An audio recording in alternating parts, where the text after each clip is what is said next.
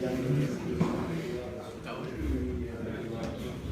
buenas noches a todos. Saludar a los miembros de la Corporación Municipal que nos acompañáis, a nuestro ponente de hoy, don Sebastián Moya García, y a todo el pueblo de Bailén que nos acompañáis, a pesar de la cantidad de actos culturales que hay hoy, que gracias a Dios se están sucediendo y hay una explosión cultural en nuestro pueblo, pero la verdad es que nos esperamos menos gente y ha habido una aceptación buenísima. Así que muchísimas gracias de parte de toda la asociación a todos los que nos acompañáis esta noche. La conferencia de hoy se titula Ocupaciones medievales en el Cerro del Cueto, el castillo de Puigdemont. En definitiva es hablar de uno de los castillos que nos pilla y nos toca muy cerquita, que es el castillo de Baños de la Encina, en el cual don Sebastián Moya y su equipo pues, se han encargado de llevar allí las tareas de excavación y de estudio de este castillo, no solo de este castillo, sino en definitiva de este territorio que ha sido ocupado desde la edad del bronce. Así que sin más dilación pues les dejo con Juanfe, que además de ser nuestro concejal de Patrimonio Histórico, pues también es miembro muy activo de nuestra asociación y él es el que se ha puesto en contacto con Sebastián y con su equipo para que pudieran estar aquí esta noche. Así que cuando quieras, Juanfe. Bien, buenas tardes a todos. Nada, para mí, como yo siempre digo, es un placer ver el museo pues, tan lleno de gente y más, pues, como ha dicho María Ángeles, ¿no? Sabiendo que hay una gran cantidad de actividades culturales planificadas para hoy. Esto quiere decir que Bailén en este sentido está despertando y la verdad que debemos de sentirnos orgullosos de esto. Bueno, también tenemos que sentirnos orgullosos de estar aquí con María Ángeles, con la Asociación de Jóvenes por el Patrimonio Bailenense y también con Sebastián Moya. Sebastián Moya, como también muy bien ha explicado María Ángeles, es un profesional de los que pocos quedan en la provincia de Jaén, precisamente porque desde que se licenció allá por finales de los años 80, principios de los 90, en la Universidad de Granada, se licenció por Filosofía y Letras, ha sido uno de los referentes a nivel arqueológico, a nivel de trabajo arqueológico en nuestra provincia. No solamente en nuestra provincia, sino que también ha llevado a cabo proyectos de investigación en Granada, la provincia de Granada y en la provincia de Almería. Aquí, más concretamente, aparte de ceñirse como director de actividades arqueológicas en el castillo de Baños de la Encina, con todo su equipo, lógicamente promovido por la Junta de Andalucía, ha realizado una gran cantidad de actividades relacionadas con nuestro propio entorno, con nuestro propio territorio, con la depresión Bailén Linares, porque él ya formó parte del primer equipo de prospecciones que llevó a cabo un estudio sistemático de todas las cuencas del Rumblar y parte del Guadiel. O sea que ahora que nosotros estamos también en tierra, ¿no?, realizando nuestra carta arqueológica, pues viene muy bien recordar esos estudios preliminares que se llevaron a cabo allá por esos años.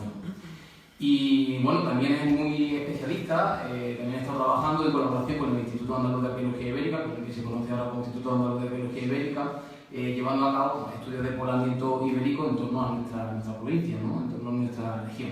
Yo ya, sin más prolegómenos, creo que las presentaciones están todas dichas y Sebastián es el que tiene la palabra ahora. Yo creo que vamos a disfrutar mucho con esta conferencia. Yo la verdad que he tenido la suerte de conocer un poquito más en detalle sobre las excavaciones que llevaron a cabo, porque él y yo no nos conocíamos mucho, pero sí que hemos colaborado en artículos de investigación, sobre todo en la parte más antigua de este Cerro del Cueto, la parte ibérica, la parte romana. Y la verdad que lo que sacaron fue pues, prácticamente espectacular, una renovación historiográfica bastante novedosa y bastante completa. Sin más, nada, daros las gracias, en este caso como miembro de la Asociación de Jóvenes por el Patrimonio y también, en este caso también como concejal, ya que estoy aquí, ¿no?, aprovecho y lo comento. Que muchas gracias por haber venido y espero que disfrutéis de esta interesante conferencia. Así que sin más, le cedo la palabra a Sebastián y yo creo que no vamos a estar defraudados con lo que nos digo. Buenas noches y muchas gracias a la asociación y a Bailén por esta oportunidad que nos da o que me da para exponer los resultados de esta actuación arqueológica en el Castillo de Baños de la Encina y en el Cerro del Cueto. La verdad es que hay pocas oportunidades, desgraciadamente, para la ejecución de estas investigaciones desde las jornadas de Baños 2010. ¿Sí? Sí, está cosa. ¿Tendría que explicarlo más? Sí, entonces, son pocas las oportunidades y le agradezco a la asociación y a Bailén que nos dé esta opción de exponer los resultados de la intervención en el Castillo de Baños. Simplemente comentaros que el proyecto sí concluyó, pero el estudio de materiales, por ejemplo, todavía no se ha concluido, primero por la falta en los últimos años, debido a la crisis, de medios para poder avanzar más en el estudio de materiales, y luego por el atasco concreto que tienen tanto la Universidad de Jaén en su departamento de medieval como la de Granada, por ejemplo, en otras fases más antiguas, para concluir el estudio de materiales, ya que a la falta de medios económicos se ajusta la cantidad de información que tienen acumulada en sus departamentos y en sus almacenes. Entonces, vamos a dar una noción bastante clara de cómo está el Cerro del Puesto y el Castillo de Baños, pero el estudio de materiales todavía no es definitivo, pero sí muy cercano al que puede ser porque la muestra es importante.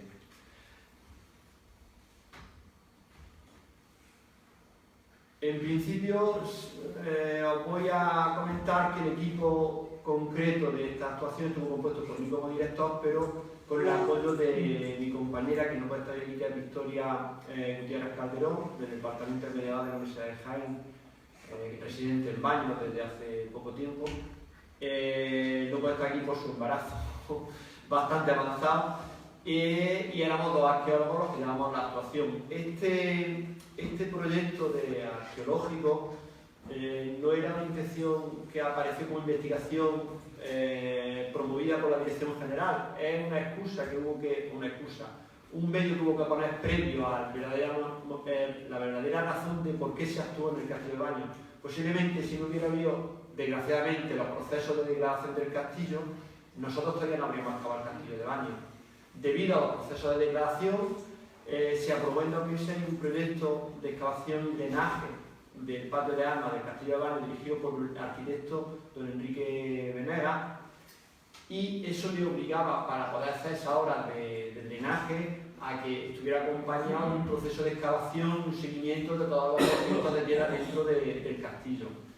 Entonces, nos vino muy bien, desgraciadamente, ese proceso de deterioro del castillo para poder meterle la uña definitivamente a un castillo que tenía muchos problemas históricos y de investigación y de fechación de su fundación, que todavía, a pesar de que han pasado 8 años de la excavación, en las presentaciones que siguen haciendo posiblemente el Castillo de Baños se sigue dando, y yo lo voy a tocar aquí, precisamente como dato histórico, como que el castillo es califal. Luego, en el proceso de exposición os daréis cuenta de que eso poco a poco tendrá que ir, es cuestión de tiempo, adaptándose a la realidad después de la investigación arqueológica y de las fechaciones que se han conseguido en el castillo de Carbono 14. Lógicamente, esta obra, obvio decirlo, que estuvo sufragada por la Dirección General de Bienes Culturales. El presupuesto aproximado era de 1 millón de euros, lógicamente no solo para la actuación arqueológica, sino que 1/3 fue para la actuación arqueológica, para lo que era excavación, y los otros 2/3 eran para las obras de drenaje y excavación del castillo. ¿Por qué el título de la ponencia, en vez de llamarlo excavación en el castillo de Galimar, lo llamamos el Cerro del Cueto? Porque el Cerro del Cueto tiene una ocupación ya demostrada desde la Edad del Cobre.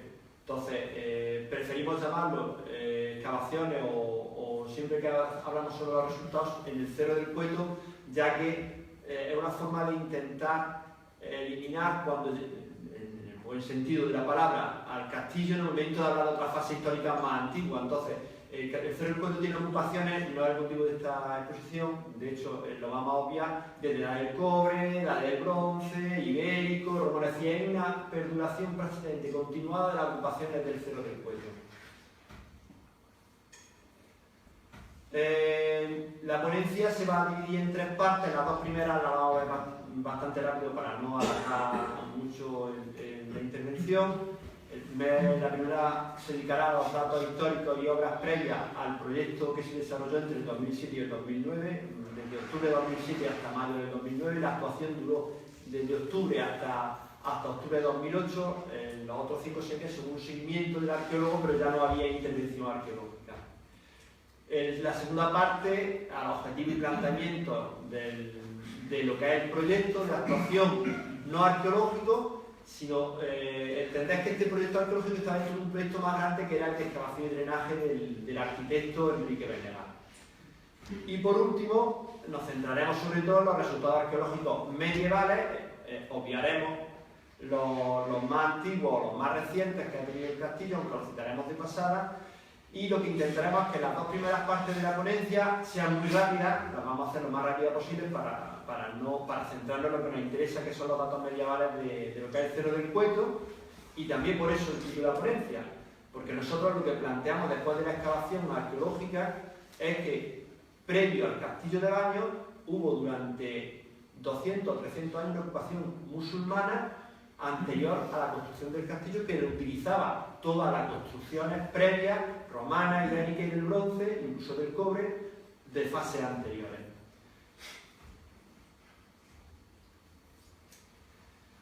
¿Por qué concretamente el Cerro del Cueto es muy interesante desde la edad del cobre para que haya ocupaciones continuadas? Yo creo que si conocéis, como conocéis la zona, os daréis cuenta que está situado en un enclave primordial e importantísimo que controla tanto la zona de sierra minera como la zona de paso hacia Bailén y Linares. Entonces, eso ha interesado a todas las culturas, desde la edad del cobre.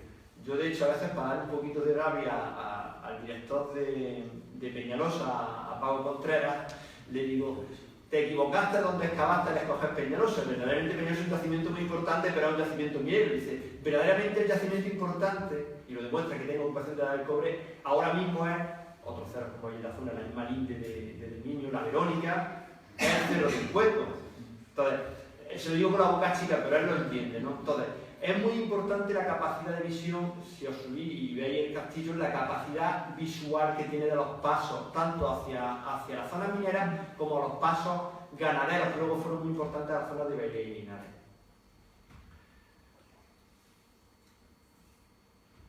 Vamos a pasar un poquito esto. Vamos a obviar todos los datos históricos que tenemos de fases anteriores y nos vamos a centrar en lo que es las fases medievales.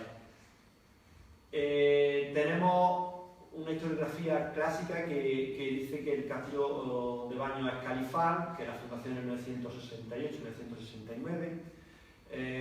Eso todavía, incluso en las guías de diputación, creo que sigue difundiendo así. Yo os puedo decir que desde 2002, que empezamos la primera fase de sondeo, luego lo veremos, había muchas dudas por todos los arqueólogos medievalistas sobre la fechación que se daba al castillo. Yo recuerdo, en el 2002 la fase de sondeo coincidió con una jornada arqueológica importante a nivel medieval, que estaba Malpica, tradición de Salvatierra, y la mayor parte de historiadores de España medievalistas me pillaron, entre comillas, en el torreón en la Torre Gorda, y me dijeron: mira, Sebastián, esto no puede ser. No nos puedes seguir contando que esto es califal, porque en el territorio de la época califal no hay ninguna necesidad de este castillo, porque las características constructivas no tienen nada que ver con ese periodo, por varios motivos. En aquel momento, en el 2002, nosotros habíamos hecho unos sondeos pequeñitos y no le podíamos asegurar que no fuera califal, porque luego, cuando veis las condiciones de la excavación, que son muy particulares por el cementerio municipal, nosotros teníamos dos sondeos muy pequeños, los materiales, ¿verdad? Había materiales hasta mirales. Luego, no podíamos decir que el castillo no era califal si había materiales mirales, pero no sería ni fechación de carbono 14 ni sería excavada la fase de fundación. Bien. Cuando llegamos a la fase de 2007 y 2009 sí tenemos unos resultados mucho más concretos, porque la excavación de extensión y los sondeos son mayores y se excavan la fase de fundación de todo el castillo. Entonces, fechas importantes en la historia de Baños, pues Baños como villa no aparece en las fuentes hasta 1145, perdón, 1147 y 1155, que lo recogen las crónicas por los intentos de conquista de Alfonso VII, porque luego se lo cede en 1155 a Abdelaid de Baeza, que es su vasallo. Sí, en verdad de Baños no hay fuentes escritas que reconozcan la ciudad de Baños hasta época almohade, por lo cual es muy extraño que un castillo que es del siglo IX, según la historiografía clásica, en 200 años no haya ninguna fuente que lo recoja. Posteriormente, fecha importante de la historia de Baños, pues lógicamente la conquista de 1225 por Fernando III, y lo que da fisonomía sobre todo a Baños esa fisonomía castellana con la ocupación cristiana y sobre todo con los conflictos que hay entre el condestable del rey Enrique IV y de las órdenes de Calatrava de Santiago. Ese siglo XV de conflictos entre esta orden y el condestable, más luego el convertirse en zona de paso ganadero, es lo que le da entre el siglo XIV y el siglo XVI esa fisonomía tan más que andaluza, castellana a la villa de Baños. Por dar simplemente una serie de datos técnicos, sabéis que el Castillo es Monumento Histórico Artístico Nacional del 5 de julio de 1931, es Conjunto Histórico Artístico de 1969, lo que es el Castro de Baños. El nombre de Burgalimar, Burchalzama, pues la traducción concreta es Castillo de Baños, hace referencia a que en la zona de Baños pues, había muchas fuentes y pozos y por eso es lo de Castillo de Baños. Yo recojo aquí, como datos históricos, como que la fundación es en 1968, porque lo que recoge la historiografía clásica y todavía se sigue, como digo, vendiendo o difundiendo en el periodo califá, en las guías. Como os decía, las primeras crónicas cristianas que recoge la Villa de Baños son de 1147 con los ataques de Alfonso VII y en 1155 cuando Alfonso VII se lo cede al de la isla de Baeza que pasa el sur.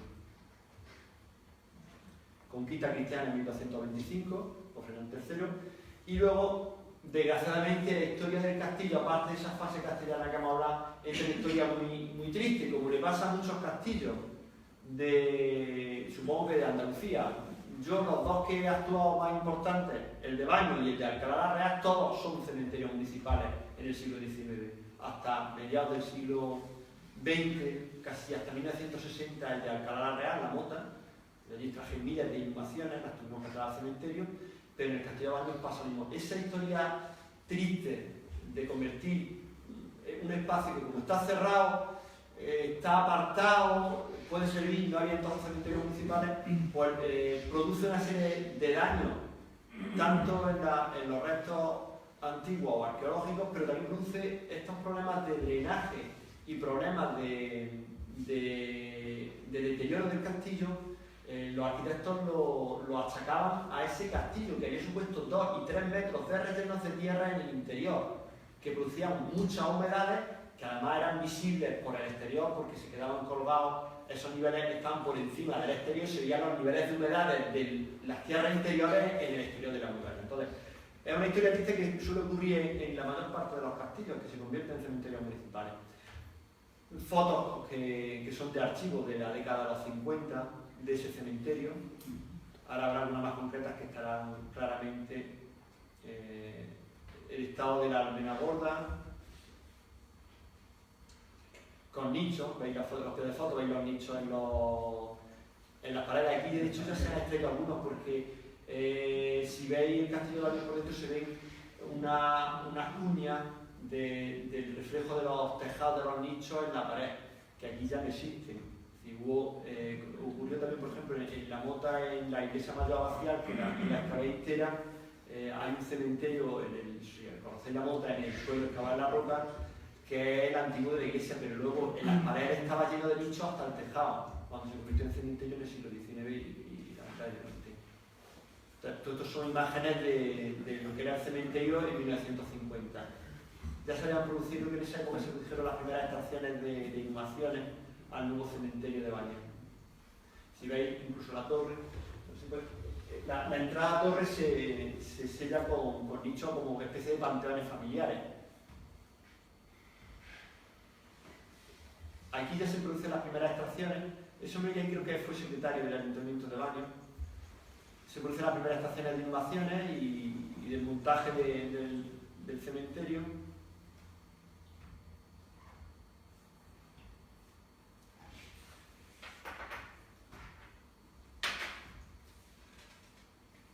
Y luego tendríamos que hablar someramente de las características constructivas del castillo, que muchos lo sabréis. Bueno, siempre se dice que tiene una planta de barco, por la forma que tiene alargada, como una quilla de un barco, luego lo veréis en la planta, y que el material de construcción es la tablilla, que es un mortero a base de arena, mucha cal, arena y chile. Y la decoración típica exterior del castillo, que se conserva un poco, es la tablique, es una especie de lucío que luego se decoraba, de hecho se considera que había alguna flor, temas vegetales, pintura roja, pintura oscura, pero muy deteriorada en alguna zona muy concreta al lado de la entrada del castillo. Tiene 14 torreones y la torre mayor. Y por último, tiene el alcazarejo cristiano del siglo XIII y siglo XIV y la torre de homenaje que se reforma en ese momento, porque si os dais cuenta, a nivel del castillo, el castillo tiene un aspecto muy almohade, excepto la parte que pega al alcazarejo y sobre todo la almena gorda, que es totalmente gótica. Esta es la planta del castillo, como veis, por eso se habla de que tiene planta tipo barco. Y pasamos a la segunda parte. Obras previas a este proyecto que se desarrolla en 2007-2009, pues las primeras exhumaciones que, como he dicho, se hicieron en los años 50 del cementerio municipal. Luego el arquitecto Verges, como hizo muchos castillos, hizo obras de restauración en 1965. En 1987 se repara la torre de homenaje, se le pone cubierta nueva. En 1988, creo recordar así, se hace una excavación al exterior del castillo por, creo recordar que son Juan Carlos Castillo y Concha Choplán, en el cual ya se demuestran hasta 7 ocupaciones en el Cerro del Cueto. Ellos no llegan a asegurar la del bronce, pero sí la ibérica, la romana la citan, las medievales citan también las más modernas cristianas, incluso las más recientes, modernas y contemporáneas de relación a Albania. No llegaron a dar con la del cobre que se localiza en los sondeos del castillo. Luego hay obras de emergencia, obras de reparación del año 98, se reparan algunas se reparan otras partes de la torre del homenaje. Y la última actuación que también dirigí yo, previa a este proyecto, para evaluar si en verdad los problemas de deterioro del castillo de Soledades se debían a ese exceso de tierra interna por el cementerio municipal, se hizo una fase de sondeo durante un mes y medio en el otoño de 2002, en el cual se hicieron 2 sondeos, uno en la zona sur del castillo, lo veis aquí, y otro en la zona oeste, coincidiendo con las zonas más grieteadas que se veían en el exterior del lienzo. Aquí vais a ver una imagen de esos 2 sondeos. Este es el sondeo sur. Si os dais cuenta, sale la roca al fondo y os puedo decir que lo que extrajimos de ahí, el 80% son inhumaciones, son el cementerio municipal. Luego vais a ver el sondeo 2, que está en la zona oeste. Si os dais cuenta, hay zonas que se conservan mejor, los muros también, pero ese agujero ahí, es que las inhumaciones en algunos lados, como vamos a comprobar, llegan a tener hasta 3 metros de profundidad, es decir, llegan a la roca. Entonces, eso produce una serie de problemas a la hora de la excavación arqueológica y luego de la exposición de resultados que ahora os contaré más adelante. Y por último, previo a esta obra, los arquitectos que se le encarga el proyecto hacen un levantamiento para el proyecto, para la preparación del proyecto de dirección general, en 2003 un levantamiento planimétrico, que están aquí, lo vais a ver, tanto interno como externo. ¿Vale? Esto es previo al proyecto para demostrar el nivel de relleno interno y la zona de humedades. Este es el levantamiento interior. No sé si voy un poquito rápido, ¿no? Pero me parece que es más importante de la parte que yo creo que nos interesa más que lo que era la ponencia, que era el tema de los resultados. En este segundo punto pues hay que citar los objetivos que tenía este proyecto de excavación y drenaje del arquitecto don Enrique Venegas. El objetivo primordial era el hacer drenaje en todo el perímetro interior del castillo, para que esas humedades que se acumulaban dentro, primero bajar el nivel de relleno de tierra. Le hemos quitado casi 2 metros de media de relleno de tierra y hemos taladrado, así como se dice, por debajo de los niveles de muralla, 5 taladros que por debajo de la muralla, para extraer toda la agua interna al exterior. Ahora veréis algunas imágenes para que veáis que aquí se explica cuáles son las grietas y cuáles son los motivos de este proyecto, ¿no? Esta es la grieta de la zona sur, donde se hizo el sondeo del 2002, el sondeo está en esta zona de aquí, que es el Torreón. Aquí se habla de ese torreón que tiene grietas, si os dais cuenta, en las zonas más débiles, en las saeteras, en las juntas de almenas, en las juntas de torreones, donde la presión interna es por donde primero rompe, por donde hay debilidad. Este es el paramento este, por dentro se hizo el sondeo 2 del 2002. El segundo objetivo, relacionado también con los problemas del castillo, era el sumar al máximo los restos del cementerio municipal. En lo que es la planta del castillo, casi puedo asegurar, como yo lo juraría, que no queda ningún resto humano del cementerio municipal, entre comillas cementerio municipal que había en el siglo XIX, en principio del siglo XX, hasta 1928. Sí que quedan en los torreones.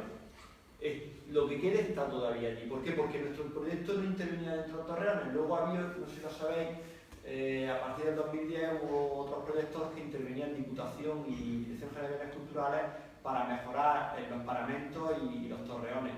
Pero yo insinué en aquel momento que debía haberse aprovechado con esa excusa haber vaciado ya definitivamente los restos humanos que quedan en el castillo. Porque no creo que sea el mejor sitio. Y luego porque aquí hay algún baño, pues se sabe que se cuentan muchas historias con los restos de inhumación y las apariciones. Cuando llega la época de los santos, y sobre todo supongo que se cuentan muchas historias, que si jugaba una niña que hay en el castillo, que si me he encontrado un guardia civil o algo así con el triconio, y lógicamente no eran personas vivas, eran restos que aparecían, los niños se colaban a jugar. Yo tenía un compañero, Juan, estaba ahí con Gerardo, un compañero mío de baño, que decía que entraba a jugar con restos de los esqueletos. Entonces yo creo que podría haberse aprovechado al actuar los torreones para haber extraído toda la inhumación. Lógicamente las inhumaciones se extraían, también se hizo lógicamente legalmente. Con antelación a empezar el trabajo se hizo un bando municipal para que la persona que quisiera retirar los restos de su antepasado pudiera hacerlo. Lógicamente no se pudo presentar nadie, porque allí nadie podía localizar a nadie, ya que no había lápida, ni había nada, ni nadie se acordaba de esta entera concretamente su pariente. Entonces, se dio un plazo de tiempo y luego lo que hicimos fue extraer las inhumaciones y trasladarlas a una fosa común que está reconocida en el cementerio municipal. Eso también se hizo en lo normal, en la clara como dice así en los años 90. Objetivos arqueológicos, pues documentar la planta de estructuras medievales, principalmente anuales, del interior del castillo. El siguiente, intentar calificar la secuencia arqueológica completa, que se consiguió con 2 sondeos completos hasta la roca. Hubo más en el perímetro, pero dado lo importante, el sondeo 6 y el 7 se escogieron porque era donde estaba también la ocupación más antigua del Cerro del Cueto. Entonces, se ha conseguido la secuencia que haremos que completa, de la del cobre, no creo que haya neolítico, pero sí es de la del cobre, puede ser que haya neolítico en alguna cueva que sé que existe por el lado del que pega el pantano, pero en principio posiblemente esté también relacionado con ocupaciones del cobre. Y para conseguir ese objetivo arqueológico, aquí veis una imagen del planteamiento de la actuación.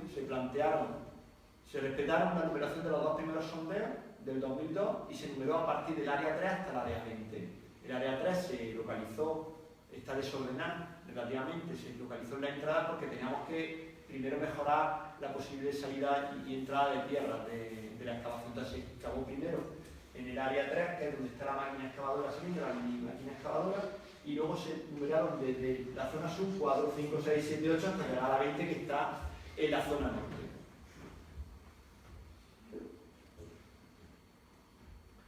En el planteamiento de la excavación existen 3 fases. Una primero que es la excavación arqueológica mecánica con apoyos manuales. Se llamó arqueológica porque los 2 técnicos, tanto Vicky como yo, estábamos presentes lógicamente durante todo el proceso y éramos los que dirigíamos la extracción de las inhumaciones.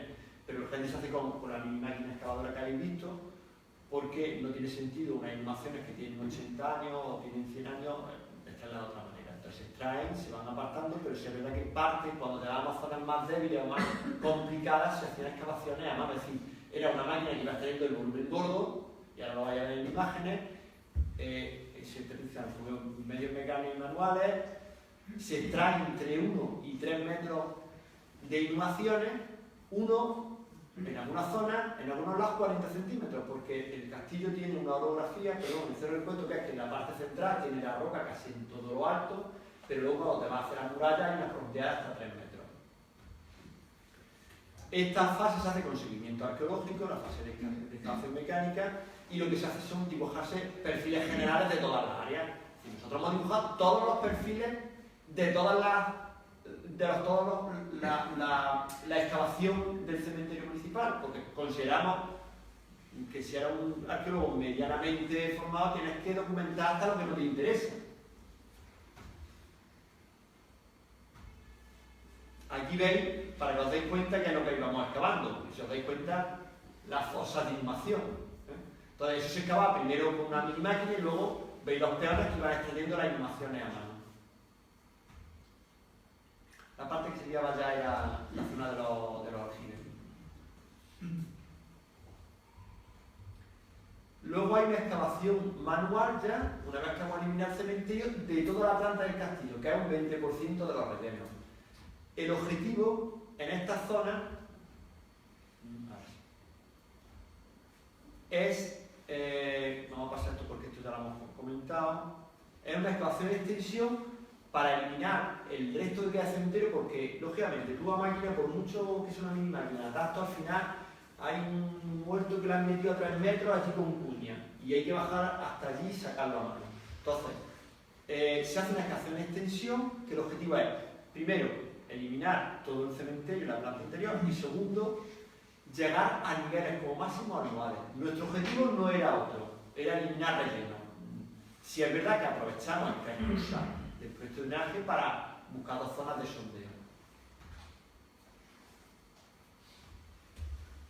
Aquí está la sumación manual, ya con la excavación de extensión, de inhumaciones que se nos quedan en restos que pegan a la muralla, en zonas muy escondidas, que das por sentado que has terminado, que en verdad no has terminado de eliminar lo que es inhumación. Pero no se cuadra. Esta tinaja medieval aparece a 1 metro de la inhumación que estamos buscando de una mujer, de una señora.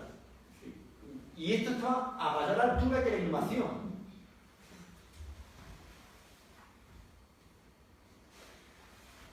Así es como queda el castillo con la excavación en extensión. Llegamos a niveles de muros y a niveles de derrumbe. No pasamos de ahí. Se ve todo el entramado principalmente de estructura almohade. Además es una tipología de construcción típica almohade, de sillarejo irregular, de reutilizar mucho lo de las fases anteriores, losas de romanas, restos de capiteles romanos, es decir, todo se reutiliza.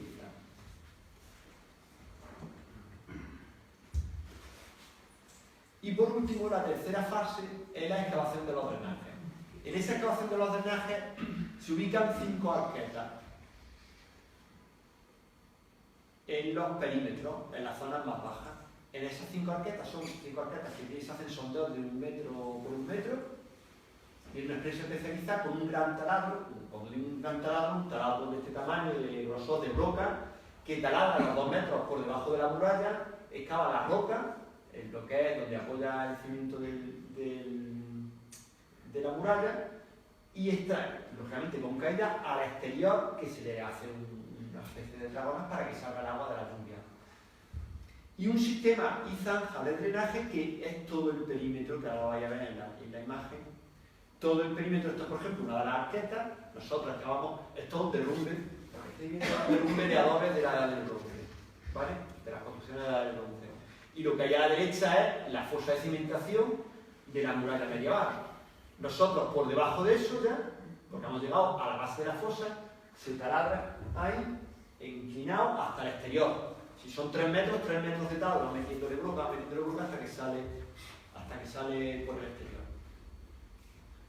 Y en esta imagen ya veis que después de hacer la arqueta, se hace toda la zanja perimetral. Veis ya al fondo, en la zona sur, una zona como negra, que es la tela asfáltica, que se mete a la zanja de drenaje para conducir el agua por su sitio a la arqueta, desde el centro del castillo hasta primero el perímetro de la zanja y luego a las arquetas principales. Hay 6 arquetas, perdón, hay 5 arquetas que se excavan en esta que no hay que excavar porque es la misma puerta de entrada del castillo. Y ya pasamos a lo que es los resultados de la excavación arqueológica, centrándonos en los niveles medievales. Aquí esto es una densidad impresionante. Esto es la planta del castillo y todo lo que veis son piedra por piedra. No podemos acercarnos más. Piedra por piedra lo que apareció en la excavación. No metiendo los derrumbes. Pues si metemos los derrumbes ya es que no se ve nada. Porque lógicamente toda esta estructura de la habitación aparece llena de derrumbes. Esta zona de aquí más negra oscura son los aljibes del castillo medieval. Pero vamos a pasar a la siguiente imagen porque va a ser más clara cuando limpiemos esa masa de piedra.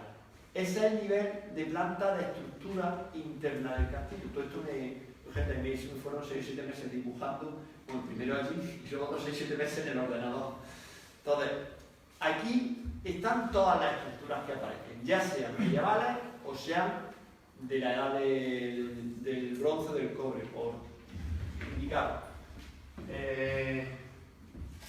Muralla del fortín de la edad del cobre del bronce, igual que sabéis que está dispuesto en la misma orientación.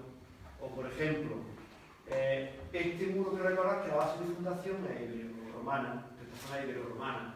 Estos muros que salen de escuadra son ibero-romanos.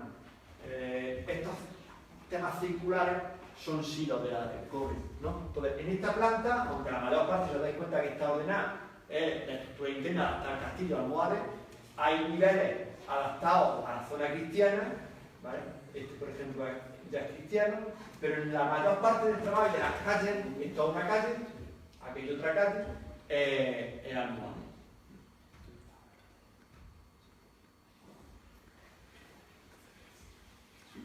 Y este plano sí limpia todo lo que es los niveles estructurales y fases anteriores. Ahí ya sí vemos lo que veis, aunque no sé claro, son números de la área. Lo que es totalmente medieval y musulmán, islámico. Es decir, por ejemplo, se han eliminado muros que luego se hacen de época cristiana. Que no hay un plano de época cristiana porque la verdad es que los muros de época cristiana son muy escasos. Primero, porque aprovechan ya lo que es la trama urbana, almohades, y segundo, porque es el que más afecta el cementerio municipal que lo tiene justo encima. Si os dais cuenta es al castillo, esto no estaba registrado, está la puerta del castillo, se entra seguramente en recodo, es decir, está cerrado, no se les permite avanzar, si hay un ataque, se les obliga a acceder a izquierda, subirían por aquí, por este tramo de calle que se conserva, y luego se abren las dos calles principales que no tienen acceso a entrada, que es esta y esta de aquí. Es un tramo clásico o musulmán. En la entrada del recodo también, por ejemplo, almohade también así en el castillo de la Mota, la alcazaba de la Mota, no en la ciudad fortificada, sino lo que es ya la alcazaba. Tiene una entrada en recodo que en vez de abrir a izquierda, allí abre a derecha. Le obliga a no saber qué es lo que tienen de frente.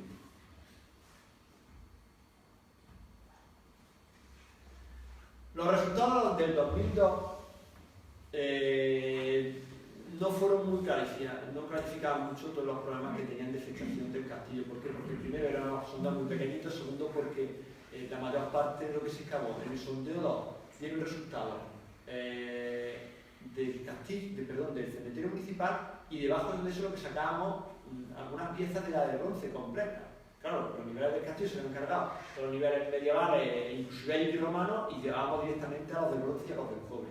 Entonces, los resultados de 2002, cuando digo que hubo esas jornadas medievales, pues cuando me preguntaron tenía que decir que había materiales lineales entre el revuelto que recogíamos con las inhumaciones, porque todo el material viene revuelto con las inhumaciones, con el cementerio. Pensad que las personas que estuvieron haciendo inhumaciones excavaban sobre excavados y volvían a excavar, entonces los materiales se recogían mezclados en la secuencia del cementerio municipal.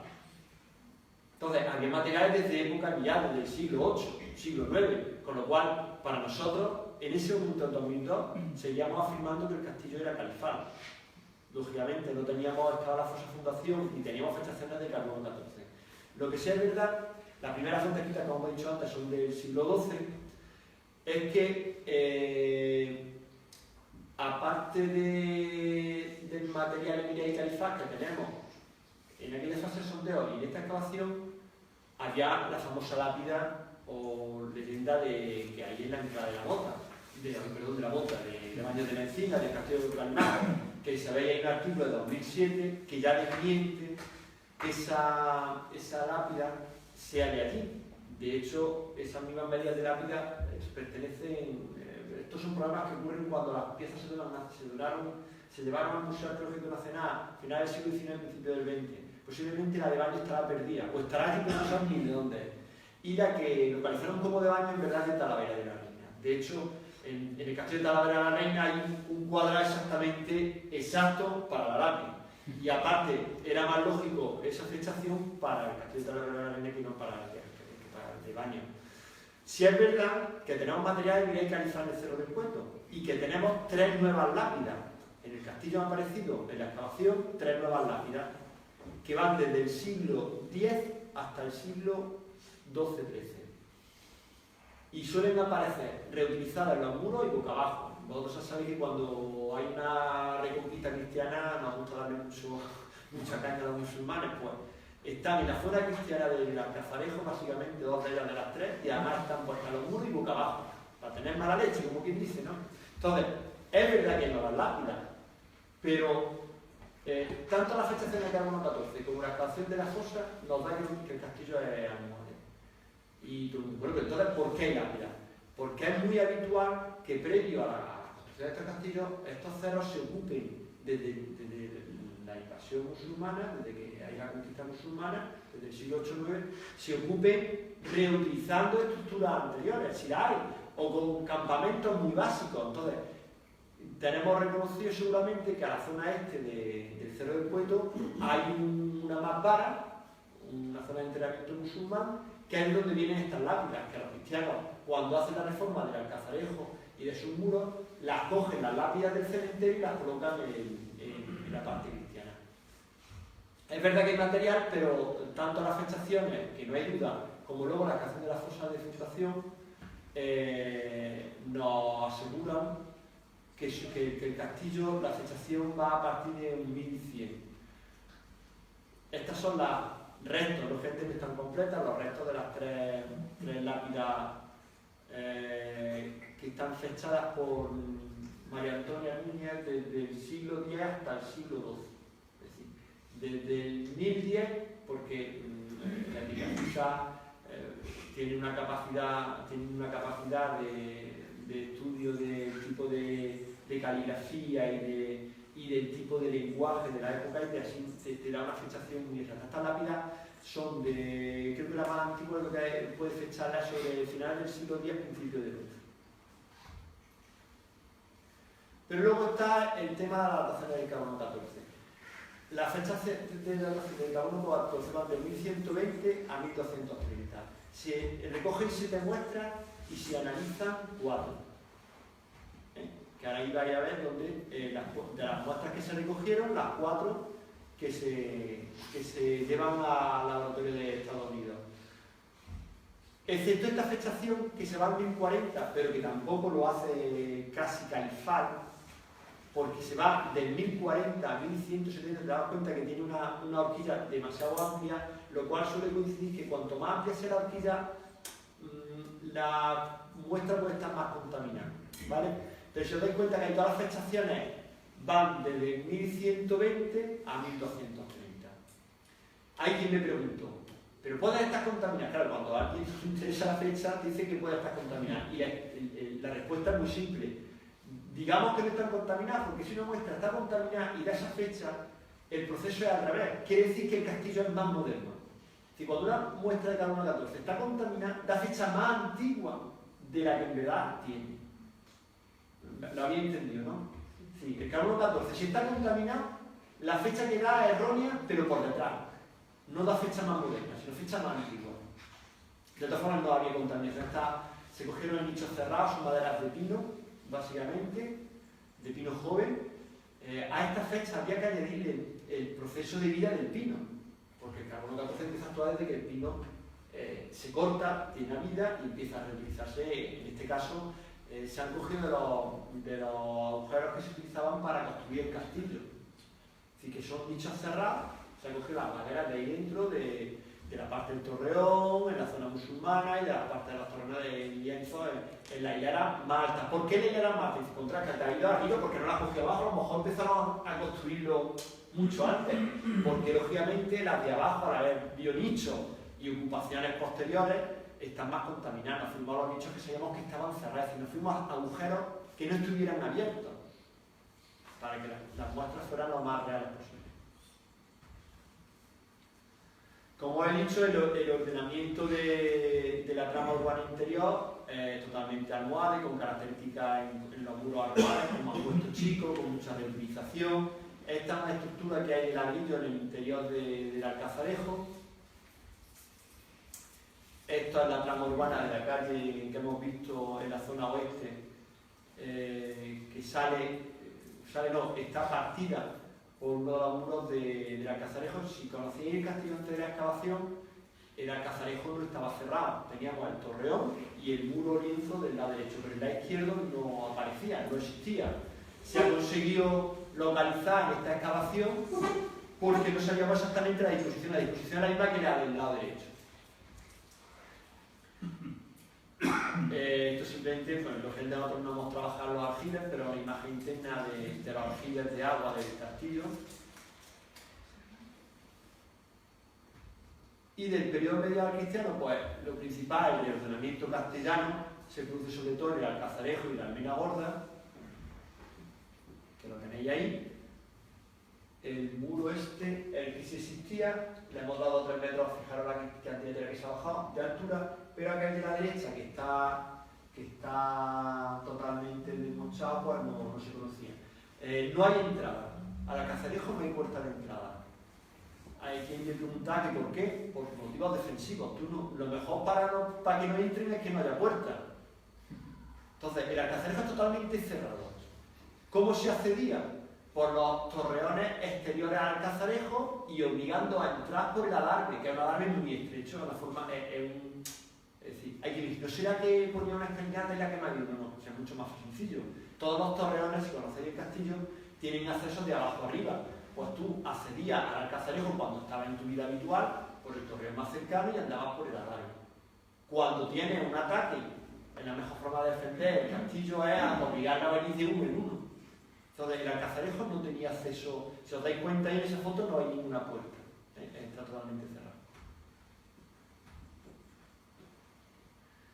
En época cristiana, sobre todo lo que destaca, lo que se ha conservado a pesar de los efectos del cementerio municipal, son zonas de almacenaje, bodegas, un posible lagar que vaya de aquí, por eso es la existencia de molinos, lo que es restos relacionados con la vida diaria, con la molienda del grano, y ahora vamos a ver otra imagen. Estas son tinajas que cuando se abandona la zona quedan boca abajo y limpias, es decir, se supone que están previo a la vendimia y a la recogida del agua. Esta es una zona de lagar que está muy afectada, pero que se conserva parte de la tinaja boca abajo. Una bodega que se reconstruye en la zona del Alcazarejo. Veis cómo el mampuesto que había en el suelo de la muralla, hay unos nichos, serían unos rebajes, no se puede ir para atrás, me parece que sí. Unos nichos, ¿sí se puede ir para atrás? Sí, por eso. Saliendo de fuera, ¿verdad? Bueno, aquí, así, y le damos a presentación otra vez. Pero no sé empezar desde el principio. No, porque está señalizado. Vale. Esa imagen. Aquí abajo veis como parte del mampuesto de tabilla se utiliza para tumbas, para que no es una tumba, pero también se utiliza en época cristiana para hacer los nichos para colocar las tinajas. Esto es una bodega, ya en época cristiana veis que se adapta al muro del castillo, pero no coincide con el tramado almohade que hay de allí. ¿Vale? Y por último, aparte de la festación 14, tenemos estos materiales. Yo, como os decía, aunque la muestra es grande, porque estamos hablando de 100 bolsas de estudio de materiales de época medieval.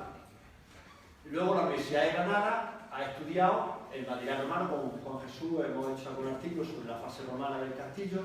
La Universidad de Granada tiene parte del material más antiguo, desde época del cobre hasta el romano, que hace su estudio. Estamos hablando de que el departamento medieval de la Universidad de Jaén, pues hasta ahora ha estudiado una muestra de 100 bolsas. Posiblemente, de 100 bolsas podemos tener 2.000 o 3.000 de esa época medieval. pero ahora mismo, pero con 100 bolsas es una muestra muy importante porque obviamente se han ido a estudiar las partes que les interesan, que son las fosas de fundación, no niveles de terreno del cementerio, sino las bolsas que están incluidas en zonas, en nichos cerrados de esa época. Entonces, del periodo medieval tenemos que diferenciar el islámico, que se diferencian 3 periodos, el emiral, que es el siglo 8 y 9. En esta época lo que principalmente destaca son las producciones que llaman tornetas. Son producciones hechas a mano, no son contornos, en pastas muy groseras, colores muy oscuros, y además suelen ser piezas que se utilizan mucho para la cocina. De hecho, la mayor parte de las piezas, como nos dice Victoria en su estudio de materiales, están quemadas. Entonces, se ha convertido este tipo de cerámica en un fósil guía para las primeras fases islámicas en Andalucía y supongo en España, pero aquí también. Aparte de ahí tenéis lo que es las tornetas. El fósil guía principal son lo que más destaca en esta excavación son las ollas trípodes. Las ollas trípodes que llevan 3 patas que evitan el tener que usar un trébol para ponerlas en el fuego. Pues estos son 2 restos de 2 ollas diferentes de ollas trípodes. Empiezan a aparecer algunos vidriados en colores verdes, en colores melados, en colores marrones, y se utiliza el óxido de manganeso para dar tinturas negras o una especie de pinturas negras. Pero la verdad es que en esta época son funciones muy domésticas, muy autosuficientes, de alfares de la zona. No estamos como vamos a ver en periodo posterior, en el cual todo se homogeneiza, hay talleres que vienen piezas que vienen de Córdoba o que vienen de alfares que están generalizados y que se comercian a nivel del mundo islámico. En el periodo califal, siglo X y XI, lo que principalmente se produce es lo que hemos dicho. Hay centros alfareros especializados a nivel islámico, en este caso en Al-Ándalus, y son muy habituales lo que es la pieza clave para diferenciar el periodo califal, lo que se llama el verde manganeso, con platos y altaifores que vienen directamente de Córdoba. Ya no son los talleres de la zona, sino que son producciones con cerámica más decantada, con procesos de cocción complicados y repetidos para conseguir procesos de verificación, como los que vamos a ver en la siguiente imagen, que son estos, que son el verde manganeso.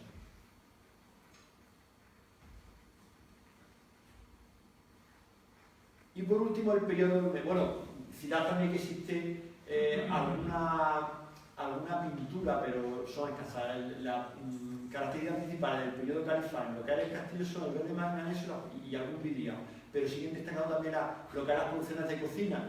Lo que pasa es que ya, como digo, con producciones más finas. El periodo almohade, la principal característica es que el mano torneta que hemos visto en el periodo viral desaparece. Es decir, las producciones son mucho más sofisticadas, las formas cerámicas, el corpus o las formas son mucho más, hay muchas más formas que no se centran en las formas de cocina, y sobre todo aparece lo que es la pintura roja al almagra o al manganeso, con motivos lineales, con algún motivo vegetal, pero los clásicos de época almohade que se conocen a nivel general. Y sobre todo, la pieza que más destaca Victoria en su estudio de materiales es el estampillario y el grafiado que vamos a ver ahora. Hay una pieza muy completa que aparece en la zona del lagar que hemos visto cristiano, en el cual es una pieza clave y clásica del almohade, del estampillario y del grafiado, ¿no? Que se hace a base de punzones y a base de sellos. En este caso, veis un detalle, el cuerpo hasta el cuello está decorado con estas bandas que son motivos vegetales, pero hay un motivo muy concreto que es este de aquí, no sé si lo trato, este de aquí y este de aquí. Este posiblemente pueda ser una marca de alfarero. Esta es una roseta que se hace con un punzón, que es tan gruesa que se hace antes de la cocción, que aparece por el interior en la impronta Pero sobre todo este de aquí es el que más destaca Victoria, que es un motivo que se llama lo voy a leer porque intenté poner mi gasto, porque estoy perdiendo la vista. Se llama la traducción la prosperidad. Es una palabra que por se repite habitualmente en época almohade, en otros reproducciones artísticas, y aquí en este caso concreto ella lo recoge, le interesa mucho este recipiente porque lo recoge en la cerámica. Voy a ver si encuentro exactamente lo que es. Pero vamos, la traducción es aquí está, al-Jud, y la traducción es la prosperidad. Y luego, por último, aparece como fósil guía, como en cada fase lo tenemos, en la cuerda seca. Desgraciadamente, ella lo dice en su estudio, es que a pesar de que ya llevamos casi 20 años de estudios de arqueología medieval, o 20 y tantos, los estudios de tipología cerámica medievales y musulmanes están todavía un poquito no muy avanzados. No como ocurre, por ejemplo, con la sigilata romana, o como ocurren con los cuerpos las tipologías ibéricas, incluso las del bronce, las del cobre, están mucho más clasificadas, a pesar de ser más antiguas, que a veces las medievales. Entonces necesitamos lo que llaman los fosilías. Entonces la cuerda seca es el fósil de la almohade, que se consigue con óxido de cobre para el color verde, con óxido de manganeso para el color violeta, y luego el óxido de hierro para el color oscuro. Del periodo cristiano, pues destacar que siguen aprovechando las técnicas islámicas de producción, de decantación alfarera, pero lógicamente con los gustos cristianos, con motivos cristianos. Pero lo principal es que se identifica, la mayor parte del material está vitrificado, con vitrificados más funcionales más que decorativos. Y luego siguen haciendo cerámicas pintadas de tipo rojo o negro, imitando a la islámica. Pero para la muestra más característica de la producción cerámica de esta época cristiana son los vidriados verdes, marrones, los anillos muy marcados, que son las formas típicas de la cerámica cristiana. Yo con esto simplemente concluí la exposición con la imagen de cómo queda el castillo. Yo no sé si sigue así, llevo un año feliz, me parece que más o menos está igual. Lo digo porque siempre, cuando yo estaba en la actuación, me preocupaba y le decía a todo el mundo, me preocupa cuando nos vayamos. Porque lógicamente el castillo es propiedad municipal y todo pasa a que el ayuntamiento se implique, no ya solo con eso, sino culturalmente con todo, ¿no? En que si salen malas hierbas, si caen piedras, pues así quedó el castillo cuando ahora nos parece que está inundado, pero no es inundado, es que se le echa una capa de albero con cal para impermeabilizar la zona. Quedó muy bien, de hecho sabéis que unos meses después se aprovechó para el montaje de los rodajes de la película Capitán Trueno, entonces se hicieron las mismas excavaciones y parte de ese montaje, una parte encima se ha quedado en el castillo.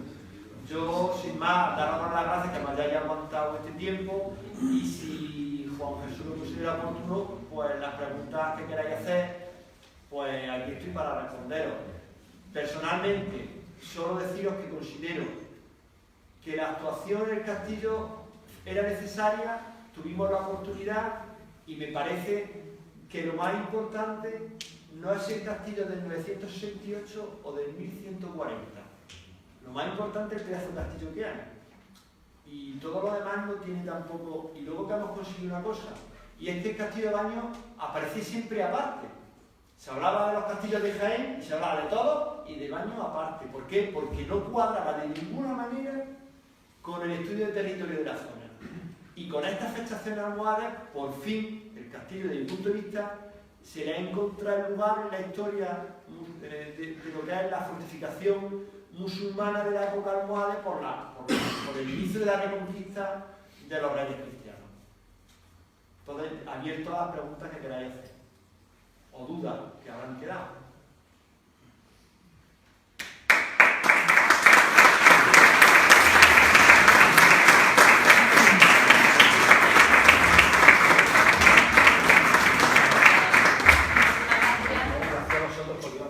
Y bueno, como ha dicho, si alguien tiene alguna pregunta, alguna cuestión, ahora el momento, ¿no? ¿Cómo se suele decir? Yo simplemente comentaros que las jornadas que hubo en Baños, lógicamente, allí que todo el mundo era bañusco, prácticamente todo el mundo, excepto alguna excepción. Y estábamos, pues, Victoria, que hizo la parte ceremonial, estaba María Antonia, que hizo el estudio de las lápidas y que habló sobre el tema de la lápida que no era de Baños. y estaba yo, y claro, nos tocó pues, explicarle al pueblo de Baños que su castillo había perdido casi 200 años. Nosotros no le damos importancia. Me parece a mí que el Palacio de Carlos V me parece que es del siglo XVI, y me parece que el Palacio de Carlos V es espectacular. Yo creo que no es importante la fecha. Lo que sí es importante es que con el avance de la investigación cada cosa vaya a su sitio, porque el castillo de Baños estaba como perdido. Yo sé que para Baños era muy importante que fuera el castillo más antiguo de Europa, o algo, se decía así, pero para la historiografía y para los investigadores la verdad es que no entraba en ningún lugar. Ahora sí, ahora metiéndolo como parece lógico, con una fechación anual de la cual no hay duda, porque las fechas que ahora 14 están ahí, pues yo creo que hemos conseguido que el castillo se incorpore al resto de fortificaciones importantes y personalmente, para mí, para mi gusto, el castillo de Baños de la Encina o la fortaleza de la Bota me parece a mí que son dos enclaves importantísimos de las fortificaciones medievales de Jaén y de Andalucía. Luego, la fecha no es lo más importante. Bueno, pues nosotros desde la... ¿Hay alguna Sí. Una pregunta. María Antonia, ¿te refieres a una profesora de la Universidad de Málaga que se dedicó a estudiar el tema caligráfico? Sí, es la que... Estudió las tres... Os explico un poco el tema de lo que ocurrió con la lápida, que era de Baños, pero que es de Talavera de la Reina. Lógicamente, los fondos, supongo que de vez en cuando se ordenan, los fondos del Arqueológico Nacional. Los fondos del Arqueológico Nacional dicen que es un desastre, no un desastre que esté mal ordenado, sino que es un desastre de información, porque se han entregado piezas desde el siglo XIX y han pasado el tiempo y se han perdido las referencias. Entonces, ¿qué ocurre? Que cuando entra de Baños, pues 10, 20 años después, 30, pues hay un cambio y se le otorga la que no es. Entonces, un compañero suyo era como epigrafista y el compañero como archivero, no sé exactamente qué titulación tenía, pues se dedicó a estudiar la entrada y salida de aquella época y comprobó que allá había un cambio de fecha. Pero luego, claro, cuando comprueban, porque comprueban que viene que es de Talavera de la Reina, se van a Talavera de la Reina, ven el cuadro que se ve, le enseñaron la foto, una foto con exactamente la medida de la lápida. Entonces no hay más duda. Pero tenemos 3 lápidas igual de antiguas ya, lo cual sí demuestra que, como decimos nosotros, hay ocupación del Cerro del Puerto desde época lineal. Eso no es raro, es habitual que antes de las construcciones haya ocupación, y más aquí que había. Tened en cuenta que aquí había un fortín de la edad del bronce y luego ibérico con una muralla de 2 metros de anchura, que para la ocupación medieval es más que de sobra. Y luego hay una ocupación romana, con otro tipo de elementos más básicos, pero hay materiales de sobra para hacer lo que la representación que en época medieval y musulmana en un primer momento tuvieron necesidad. Hay una parte romana, ¿no? Dentro también del castillo. Sí, aquí no se ve porque todas las fotos son desde aquí. No hay ninguna foto en mi presentación esta, porque si queréis lo puedo enseñar, tendría que salirme e irme a la otra un momento. Voy a minimizar esta para que veáis lo que es la parte más antigua del castillo, de las ocupaciones más antiguas. Y está aquí, ¿no? A lo mejor aquí me he perdido. Sí, ahí está. Ahora, aquí está. Vamos a ver, están viendo varias cosas. Se ha abierto, pero bueno, ahora no hay problema. Nos vamos para que veáis cuando yo hice la presentación de los resultados. Me parece que está aquí. No, está aquí en la anterior, para que veáis una imagen que ahí sí está. No tienen las imágenes del artículo. Tienen que yo, las imágenes del artículo. Ahí sí que se aparece, sí que aparece bien la sección. Es que no sé, estoy mirando lo que es una presentación. Este no es. Es que estoy un poco perdido ahora. Vamos a ver dónde está. Yo lo debo tener aquí. Es para que vierais hay una escalinata de sillares romanos. Y hay 3 capitales que están allí que son tardorromanos. Nosotros tenemos también una lápida de época romana de una tal Inicia que está reconocida, pero recogía... ¿El qué? ¿En qué época sería más o menos? Es muy difícil, porque es que no es una ara clásica, es una piedra. Pensad que es una piedra cualquiera en el cual graban y tenemos unas que el nombre. Es muy difícil, pero los capitales sí son tardorromanos, los técnicos que lo han visto, la escalinata, entonces lo relacionamos más con lo que era un santuario que se da en Cerro Alto, porque en Baños no hay ocupación romana, me refiero el único romano que hay en Baños ahora mismo es esa escalinata, esos capiteles, y damos por sentado que allí lo que hay es, utilizando la estructura, vamos, reutilizando un poco la estructura de la edad del bronce ibérica, lo que hay es un santuario o una zona de enterramiento musulmana, romana. Estaba intentando, pero que no sé si está en un lado o en otro. Aquí está pero estos son las actas de las navas. Yo creo que aquí no va a aparecer. No sé si va a aparecer, es que vamos a perder el tiempo. Pero bueno, son 3 escalones que no se conservan enteros. Cuidado, nosotros hemos hecho una recuperación. Se conserva uno casi completo y la otra algo sillar. Entonces hemos hecho una escalinata de acceso como, guardando la referencia, como un parque, ¿no? Sí. Yo, simplemente, bueno, Agustín, decirte que en relación a lo que estáis comentando, hay un artículo que sí que hemos publicado con Sebastián, Luis Arboleda y Julio Román, en Céfiro, la revista Céfiro, del año 2014, en junio. Ahí aparece toda la relación de toda la ocupación ibérica y romana, sobre todo se ciñe perfectamente a todas las estructuras y los vestigios de esta época, precisamente porque es algo único, es un único porque en el Cerro del Puerto y en toda esa vertiente no existe ocupación romana previa. En las excavaciones exteriores del 28, entre comillas, dijeron que quizá había ocupación romana. Fijaros que al exterior, esa excavación fue al exterior de la muralla, los restos romanos son escasísimos. Sí, Entonces, en Baños no hay ocupación romana. Y luego, bueno, pues yo creo que también para finalizar, si nadie tiene una pregunta, bueno, pues simplemente lanzar una reflexión, ¿no? Yo simplemente lo digo. Yo, en relación a lo de la fecha, que cuando siempre se dice, como tú dices, Sebastián, que el pueblo de Baños ha perdido 100 o 200 años, ¿no? En ese sentido, yo creo que todo lo contrario, ha ganado conocimiento histórico y ha ganado 4.000 años, porque realmente no se conocía el Cerro del Puerto en toda su extensión y no se conocía. Lógicamente había constancia, pero materiales de la edad del cobre, de la edad del bronce, o sea que hemos aumentado. Que sin haber habido excavación, como digo, en el 2002, en la torre, vinieron de visitar esa jornada medievalista y me dijeron, mira, a ver, Sebastián, sin haber hecho excavación, estamos seguros que esto no puede ser calizado. Porque es que los materiales constructivos son los de los castillos almohades. Esto no puede, y no entra en la historia, si la frontera, los problemas que no existían en ese momento, en época califal, con el mundo cristiano están de Toledo para arriba. ¿Qué sentido tenía? Entonces, es un problema. Dime.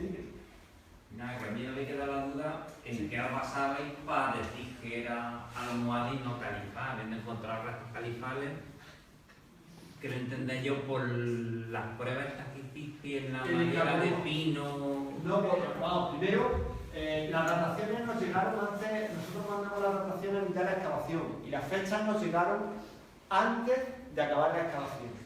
El estudio material se ha hecho posteriormente. Sí. Lo que pasa es que ya las dataciones es que ante eso no puedes discutir, porque es que estás cogiendo los varales de construcción del castillo. ¿Sabéis cómo se construye el castillo? Esto se va construyendo por anillos.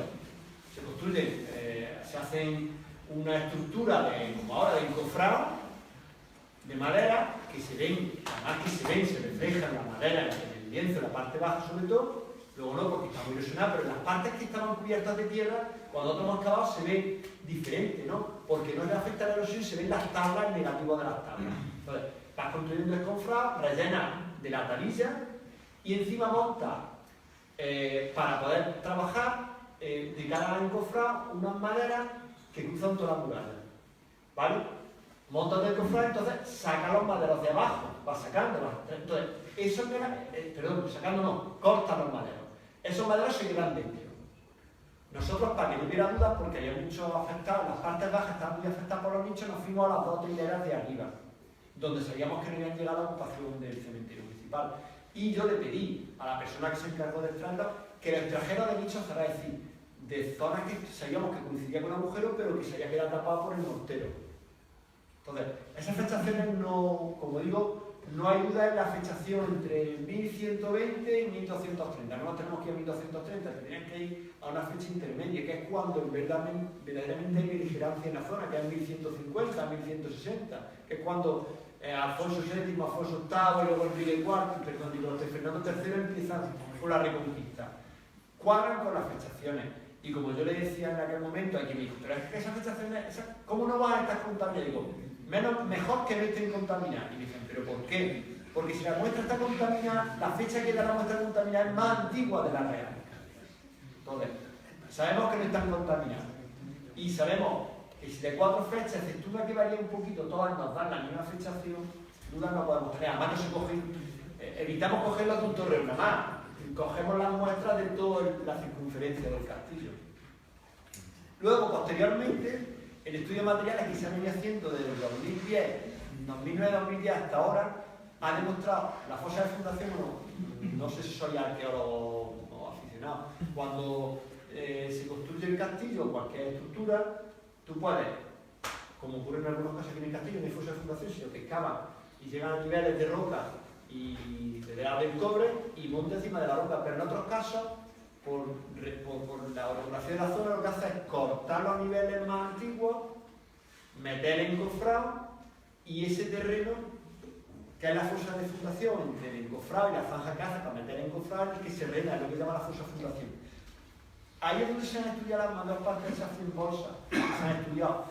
Y los materiales que se recogen pueden ser más antiguos, pero también hay almohades. Entonces, a nosotros nos demuestra que si hay material almohades, anterior no puede ser. Si hubiera materiales cristianos, tendríamos que decir que el castillo era cristiano. Es decir, si en esa fundación que están selladas por cada momento de construcción, el material más reciente es el que te dice la fecha de construcción del castillo. Y los materiales más recientes en esa fundación son almohades. Son del siglo XII-XIII. Pues bueno, si no hay ninguna otra cuestión más, nosotros, bueno, desde la asociación te reiteramos nuestro agradecimiento por... Y yo a vosotros la oportunidad de poder, de vez en cuando, pues, que yo creo que es necesario que esto se difunda, ¿no? Sí. Y espero que con el tiempo, cuando dentro de 6 o 7 años la Diputación presenta Castillo Baño, diga ya que almohada. Pues sí, por lo menos esperamos que te haya servido de plataforma esta conferencia, a la cual ha acudido totalmente de manera altruista. Y con mucha ganas. Y en agradecimiento, pues, Alfonso Molino, nuestro vocal de Patrimonio Arqueológico, pues te va a hacer entrega, cortesía de la cooperativa Santa Gertrudis y de la Casa del Artesano, pues de unos pequeños obsequios, producto de la Como digo tierra. yo, nada más que la oportunidad de venir a esto.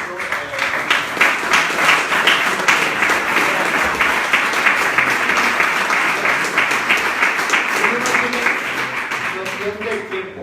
Bueno, no nos alarga tanto, vamos a empezar a menos 10, sí. Y solo pediros disculpas por posibles lagunas. La verdad es que yo tenía todo preparado, gracias a Dios, la semana pasada, pero esta semana ha sido un poquito complicada mía familiarmente por problemas con personas muy malas, en fin. Y me ha costado, llevo toda la semana totalmente desaparecido, no he podido dedicarle mucho tiempo a intentar mejorar la exposición, pero bueno, las circunstancias se dan así. Entonces, gracias a Dios que el viernes pasado de ayuda, soy una persona previsora, por lo que pueda ocurrir ya lo tenía todo preparado, pero agradeceros vuestra presencia y espero que estas jornadas se multipliquen aquí en el resto de Jaén o de Andalucía. Y bueno, pues a todos vosotros, ya como he comentado al inicio, agradeceros vuestra asistencia y quedáis emplazados de nuevo al viernes que viene a la misma hora, que ya en este caso nos alegra mucho, nos congratula decir que la conferencia va a ser de Miguel Ángel Perea Monge, un investigador local al cual todos conocéis, y que nos va a hablar acerca de la investigación que se realizó sobre la desaparecida fortaleza de Melilla. Así que esperamos que sea muy interesante y lo cual nos toca muy de lleno ya los bailaneses, así que esperamos un lleno absoluto. Muchísimas gracias a todos y esperamos.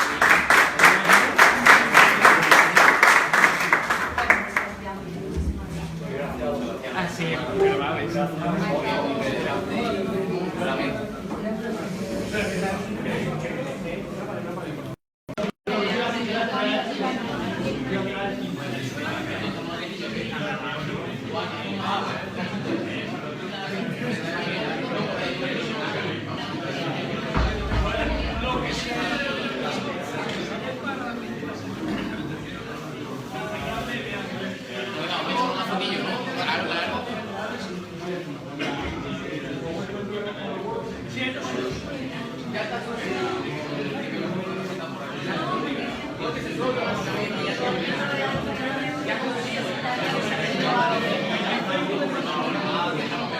Vamos para allá.